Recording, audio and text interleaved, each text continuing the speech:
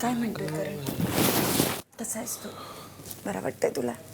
हां, कसं वाटतंय बिग बॉसच्या? मला मध्ये मध्ये फक्त आईबाबांची आठवण येते. मला फक्त आईबाबांचा आवाज ऐकायचा आहे आणि फक्त ते ठीक आहेत ना, फक्त एवढंच.